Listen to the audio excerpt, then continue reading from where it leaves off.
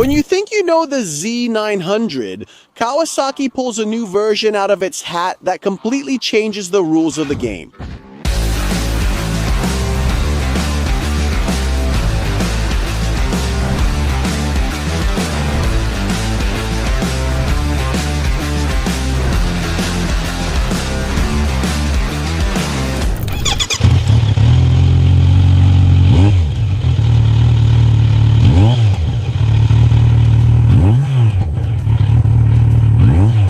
On paper, it seems to be more technological, more refined, and with the same desire to make you smile as the previous model. Helmet on and let's go.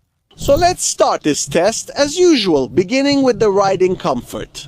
How does it perform in the city? Which is probably the main use that many of you watching this video will end up doing. But above all, what's it like to ride this Z900 Special Edition Performance 2025? If we wanted to make a comparison with the 2024 model, I have to say that here we definitely find a bit more sportiness because the seat has been padded with 1 more centimeter and the handlebar bend has been moved downward. This rotation allows you to put more weight on the front with your torso and gives the rider even more feeling with the front end. The seat, obviously, thanks to the extra centimeter of padding, is much more comfortable, and shoulders, elbows, and arms are well stretched out and relaxed. The triangulation between the seat, handlebars, and foot pegs is actually quite good. The foot pegs are not set too far back from the riding position. In fact, they're slightly positioned forward. Unfortunately, this goes a bit against the racing concept we mentioned earlier. But in any case, the handling remains excellent, especially in the city, in terms of wind protection. Obviously, since we're on a naked, we can't expect too much. Unless you install a large windshield instead of the stock one, handling will differ. Guys, I have to say it's really improved a lot. Compared to the 2024 model, this Special Edition Performance 2025 is much less physical. And this is probably thanks to the change in the standard tires. It really takes very little to lean it over, and in direction changes, it feels very sharp. Very comfortable and practical, especially the tank, which you can really grip well with your legs. That's essential for a slightly sportier ride. When you need to hold on and support yourself with your inner thigh in corners that you take a bit more aggressively. And after comfort, I'd say it's finally time to talk about the engine. Under the tank of this Z900 Special Edition Performance 2025 beats the classic 4-cylinder inline engine that Kawasaki has now accustomed us to seeing on the Z900 range. Now, however, it's Euro 5 Plus approved, capable of 124 horsepower and 97.4 Nm of torque. The mid-range power delivery has been improved thanks to the new camshaft profiles. Some minor calibrations in the engine control unit have also been revised. However, it's important to point out that despite the increasingly strict Euro 5 Plus regulations, the Z900 has still maintained its bold and gritty character. Power delivery is smooth and gradual with no sudden surges. The pickup at low torque is truly exceptional, and the quick shifter, finally standard both up and down, does an excellent job, giving us precise shifts every time. The only issue, guys, is the noise. By now, with this damn Euro 5 Plus, it's become almost impossible to hear your own bike. Fortunately, many exhausts are available for this Z. And since the scanning has already started here in Sardinia, at this point I'd talk about the chassis topic. As for the frame, the engineers didn't make any major changes, they just tweaked a few things here and there.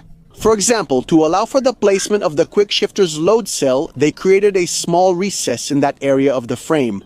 There aren't any other major changes except for a slight reinforcement on the front part of the frame, placed horizontally. A small side note, the arrangement of the passenger subframe tubes has also been changed. The suspension setup is confirmed from the 2024 model. The same fork as the Special Edition at the front, and an Öhlins monoshock with remote spring preload. They definitely make the bike stiffer, but it gives you a super precise feeling. It's a choice I recommend if your budget allows it, of course. This choice of suspension gives the rider much greater riding precision, without a doubt compared to the standard version. In fact, we find a stiffer fork and shock absorber, which allow us to take corners in a sportier way, and in some ways even more safely. Let's move on to talk about the electronics, which is really the main chapter, if you will, on this 2025 model. A lot of changes under the hood, starting with the new 6-axis inertial measurement unit control unit.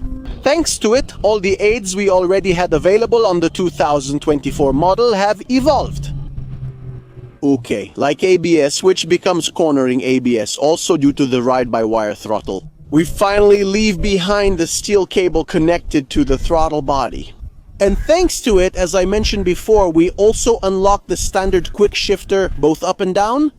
There's also an improvement in the new thin film transistor screen, which goes from 4.5 inches to 5, but with a completely redesigned look. As you know, the Z is Kawasaki's flagship model in 2024.